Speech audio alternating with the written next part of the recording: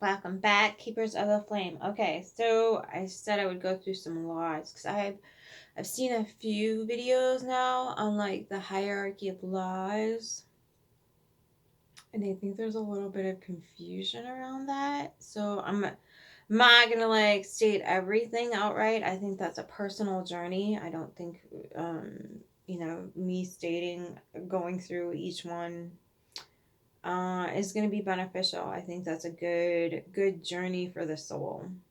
So, and I'll give you like some clues and some resources you can use for yourself to get yourself on that journey. But again, my purpose here is not to give all the information over to you and have you trust me. I want you to go find the information for yourself so you can trust yourself on how to get the information and how to guide it within your own system. Okay? So if you're looking for all the answers, I will point you in directions all over the place. But I'm just offering a bit of insight on what I've accumulated, not the exact pathway I took, because our pathway is unique. Okay? So we have the first layer down here, which is the common law. Okay? And that's like what we could say the non-criminal aspect of things when we're talking like property lines or weird civil disputes and things like that. And then there's man's law, which is more of like the criminal judicial side when we like break the boundaries of different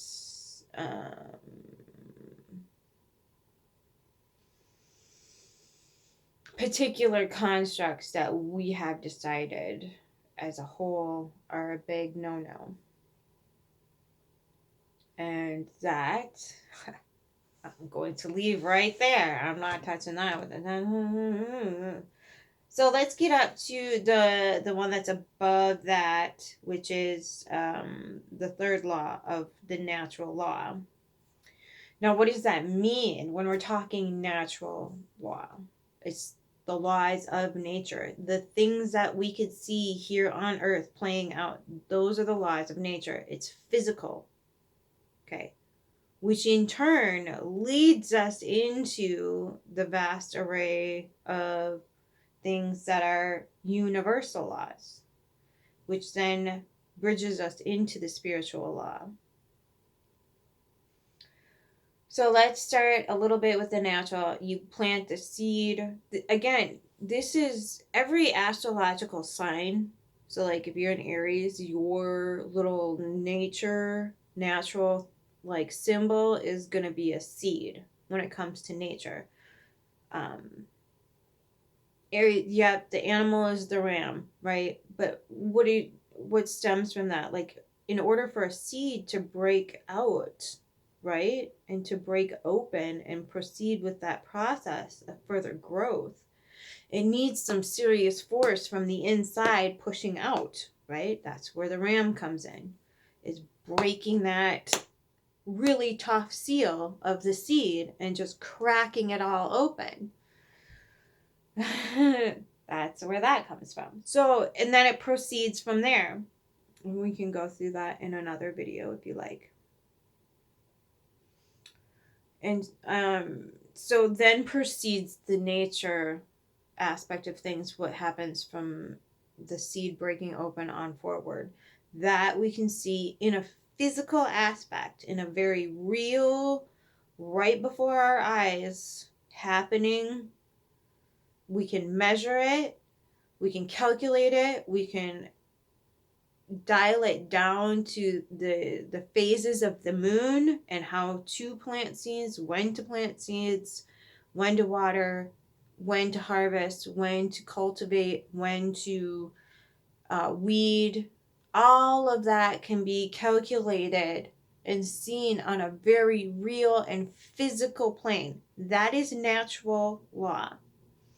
We get it confused with spiritual, and that's so easy to do because they're so closely interconnected and intertwined that definitely you can look at that vast web and go, yep.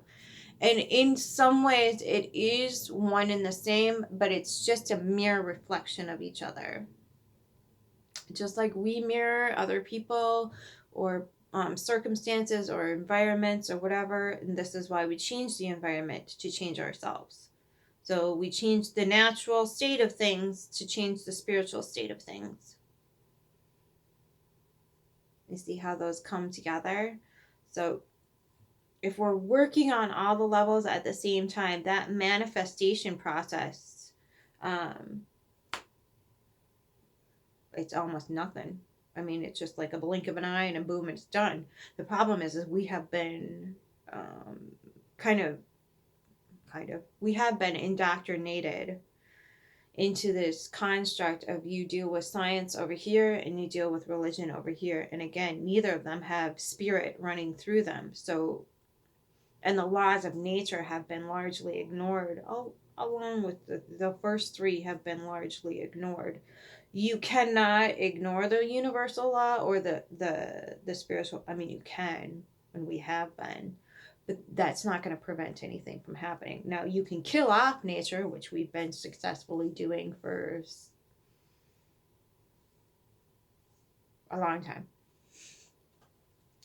That's debatable on when that started and how it started, blah, blah, blah, blah, blah. It's debatable, and I don't want to get into it. So we have been going against the grain, if you will, when it comes to the natural law. We have been completely abandoning, shifting aside, and negating, ignoring, sabotaging, killing off, and outright telling nature to go F itself. Now, that has serious repercussions, as we're now seeing. So, again, you can measure this in the material, but what we're, again, entrained out of because of the scientific indoctrination and the religious indoctrination, we have been removed from spiritual sight. So we are not being allowed to look at the proof in the pudding. There's tons of proof. We're up to our freaking eyeballs in pudding right now. And we're like, nope, it's all good. It's fine. No, the pudding is like gonna keep growing and until we decide that we need to stop producing all the crap pudding. We're gonna continue to suffer, okay? So again, 40 years worth of harvest. I think we better start looking at the pudding. So that's how we see that in a natural state. And then we get the universal laws. Okay, this can start with things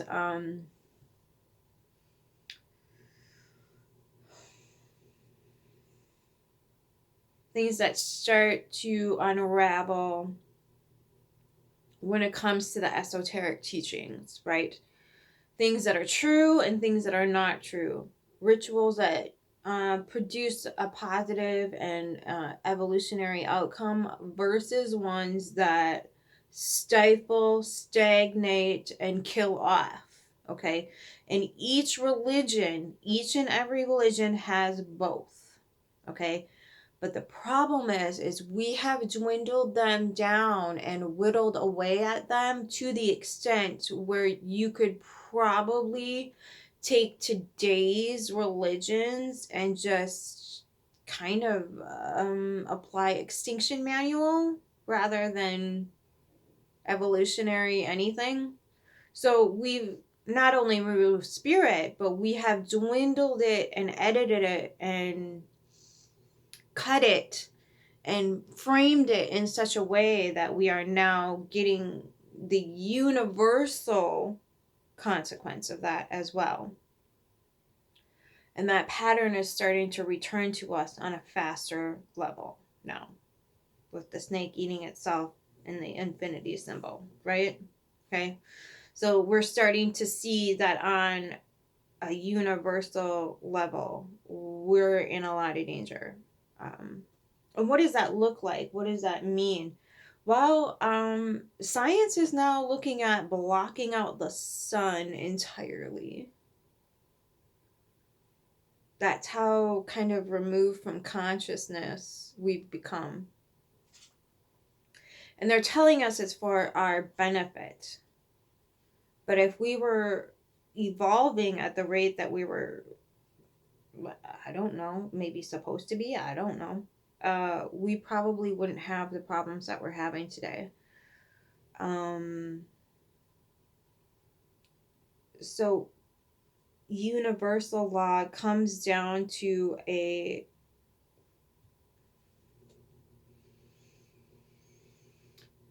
cosmic drawing, if you will, of how things, and we're starting to see this.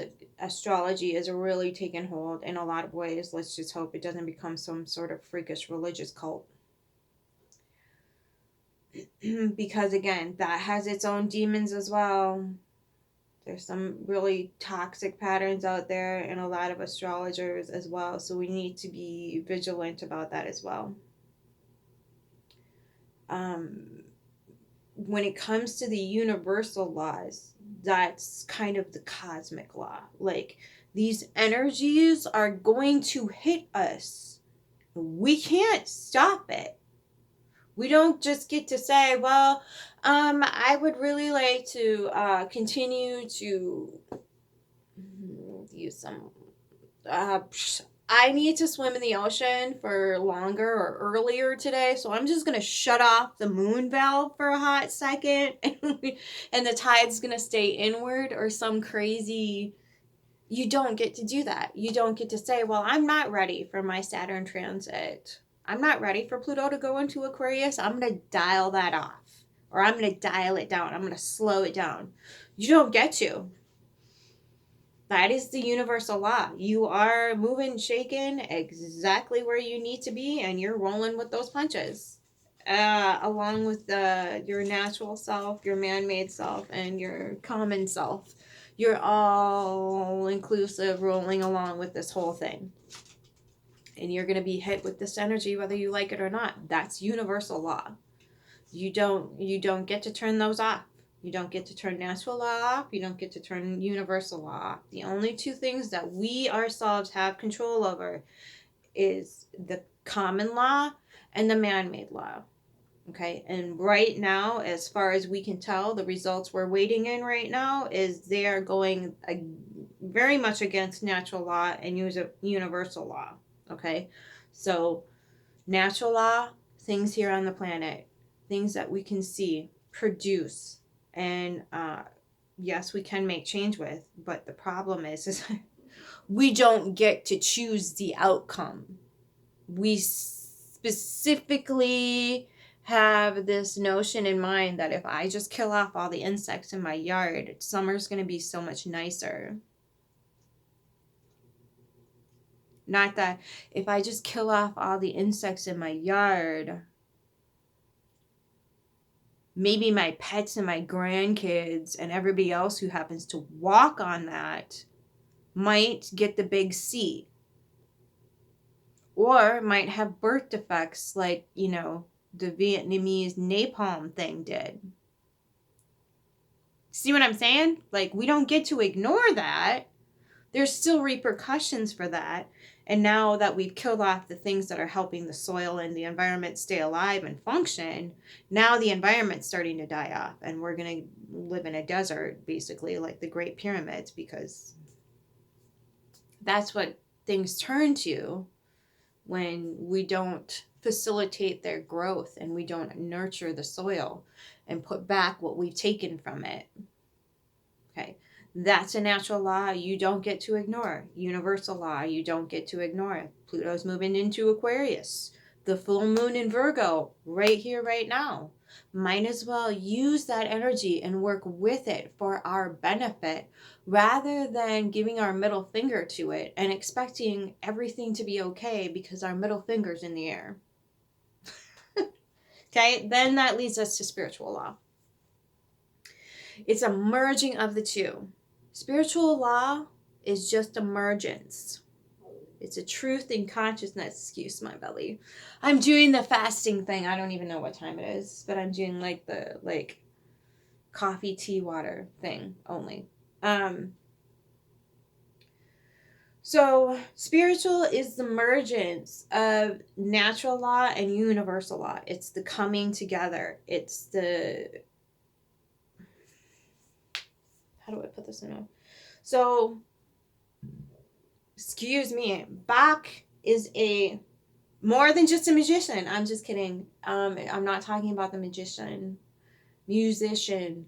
I am talking about the person who took plant essences. So he would boil it down into an oil, but he planted, watered, harvested, ritualistic with the moon energy these particular plants that he was making essences with. And while he was harvesting and manufacturing his oils or essences, he was performing with the planetary movements and cycles very powerful, energetic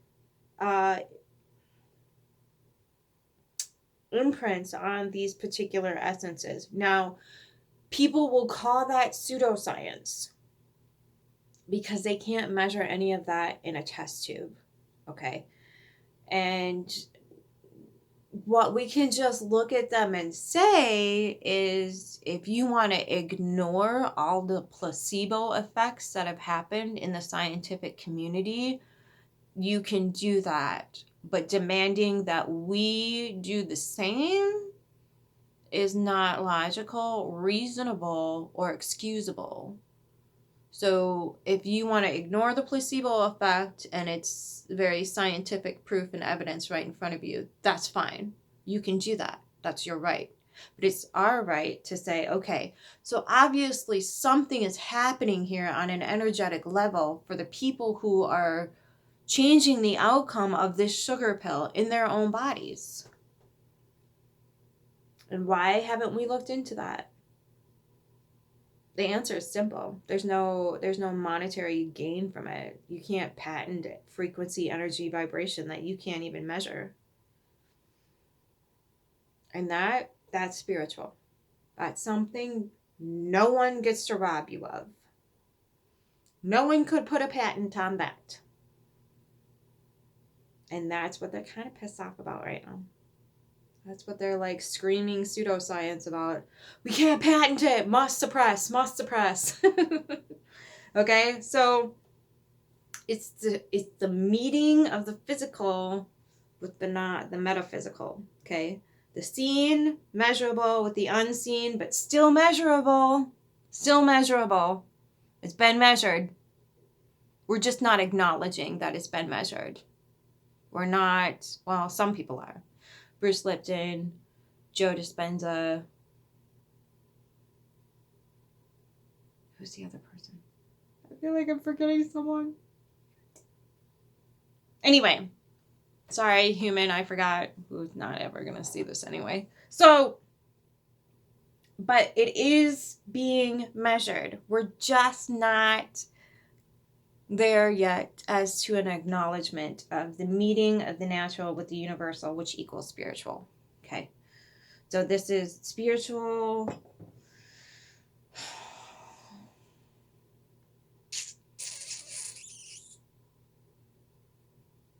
It's a weaving of alchemy is basically what it is, because you are taking all of these pieces and parts and bringing them together in one force or unit or whatever the heck it is, and utilizing it in a way that is, if you've done your homework and you do it correctly, it's pure. It's completely pure. It's pure energy. It's pure light. It's pure dark. It's pure force of the physical with the metaphysical. And that's the age we're moving into right now. We're getting to this understanding that if we do things in a particular way and we practice this and that and the other thing and put our spirit into it, the outcome is going to be unstoppable. It's just getting enough people to understand that they can do this. You can do this. This isn't inherent to a few beings on the planet. This is everybody's gift. And that's why I'm like, why are we poo-pooing the farmers? Like, I love Matthew Lacrosse. He's a good dude. But he was like saying this knowledge wasn't for everybody, the farmers and blah, blah, blah, blah, blah. Why wouldn't you want your farmers to know exactly what the F is going on? They're in charge of your food, the stuff you put in your body. I don't know if you noticed or not, but the janitors that cleaned up after us in the public bathrooms kept a lot more people alive during the pandemic. Kept the spread down. Like, what are we doing? Like, they're keeping us healthy. They're keeping us safe. They're keeping us fed. And we're going to poo-poo them? No. No. They're not below us. They're a vital part of our fractal ecosystem. They are keeping our ecosystem. I will never for the life of me understand that disconnect. I've tried for years and I can't. There's no, because somebody has more gold coins. They're better than a man that's going to like literally keep us alive with food. What?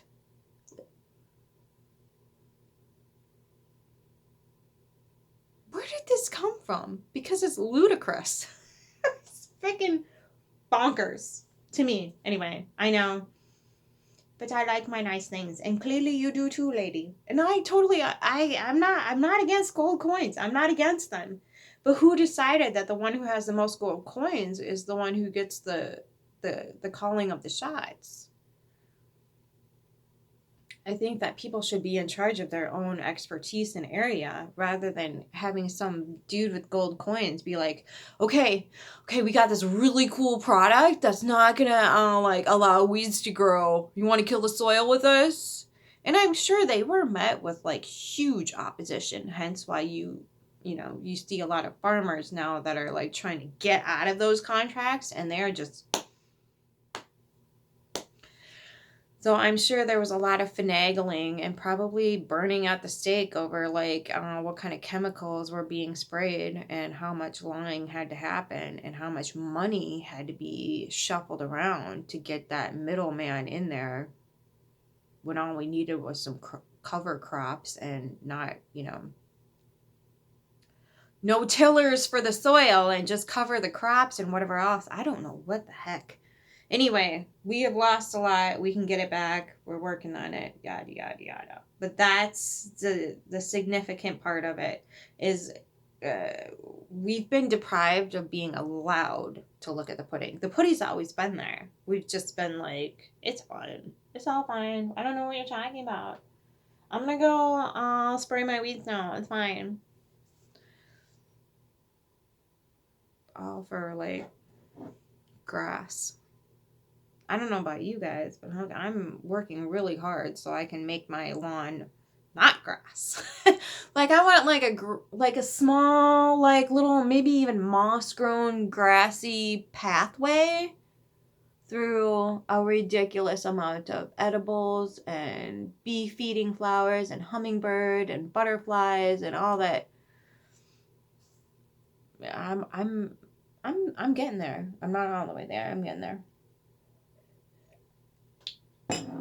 But again, the spiritual meeting the physical, the spiritual meeting the natural state of existence, not some like weird constructed thing, in a Google goggles. What are those things? That felt weird to say. So those things that we put on and get into a fake world, we can get into some soil and some dirt and some natural elements and create something magnificent with those things too. Like, go plant some grapevines or some climbing roses and create a portal in your backyard and plant trees and fruit bushes and lilacs and whatever the heck else that speaks to you, whatever the heck you want. Plant those things. Go create a reality that you want to live in. Go plant some things that you feel connected to and that bring out your joy and your bliss and whatever else. Things that you can exchange an energy with. You can put the nutrients that it requires into the soil and love it and nurture it. And it in turn will love you and nurture you back. Get into that exchange pattern of seeing how equal give and take feels and functions on a real basic level. So when you go out into the world and you're starting to like trust people and give out, see who takes and who doesn't. And sometimes we have to accept the fact that people are going to overgive and they're going to demand things from us that we never agreed to in the first place. So understanding how to bring that contractual energy into our relationships, because we don't get to change what is. We don't. We would like to, and a lot of us see the way that it was, it could have been, or it could have evolved into, and we simply did not take that path. So here's what we have to deal with. Okay, when that rubber meets the road. Okay, honoring that process, honoring yourself in that process. Okay, that's another way that we can honor the natural meeting the physical, right? When someone else's energy meets yours, what is the natural outcome? Is it toxic or is it healthy and facilitates growth? And this doesn't have to be on just a romantic level. This can be on a friendship level, on a partner, like work basic business. This can be with animals that you choose to bring into your environment and share a home with. And they love and nurture you, and you love and nurture them. You accommodate their needs, they accommodate yours. They learn to coexist with all the other creatures in your environment, along with the plants. Oh my God. Okay, so all of that beauty and that challenge and that tension and resistance can be tuned like a violin would be tuned. That wood that shapes in the violin needs to be moistened and malleable and have that tension to it. And that string needs to be tightened in just the right way, or loosened even, to play that perfect note. That's the coming together of the natural with the spiritual. Okay. So all creation comes from sound, or at least that's what they say. So the sounds you hold in your environment, the way in which you speak, how you speak, what you're speaking, matter. It all matters. And it's a process. So don't like go, oh my God, I gotta start from scratch. Honor where you're at and make the changes slow but sure. Get all the chemicals out of your environment. That'll help clear the plate right away. Harmful chemicals. Not all chemicals are bad. Some of them are okay, and they can be used for cleaning, everything. Bronner soap is a good place to start. If you're like, I don't know, get some Bronners and start knocking some of those chemicals off the list. I think there's like 18 different uses you can use Bronners for. You can start knocking some stuff off with just one thing of Bronner soap. And a little bit goes a long way. So you can start with that and then build up from there. That'll help the natural and spiritual come together, because if you're not putting toxins on your body, you're not going to like feel the residue and the repercussions for having toxicness in your system. That'll clear the way. I don't know why that just came through, but it came through. Somebody need to hear that. Okay. That being said, I should probably try and make I'm going to try and do a reading for today. I think I'll do a full moon reading. Okay, so natural, universal, spiritual. I hope that helps you understand those things. Hermetic law is a good place to start when you're trying to understand the laws of the universe and the laws of spirit. And they can be intermingled. I think I had a book on that at one point, but I think I gave it to someone. I have this really bad habit of giving books away. Oops. Anyway, so I'll try to look that up to kind of, I have it on a PDF thing somewhere. I might have it written in my book too. I'm pretty sure I do. That would make sense if I wrote it. Yeah, I have it in my little grimoire thingy. So we'll pluck that apart in a different video because we're at 30 minutes right now. I can't. I'm sorry. I love you.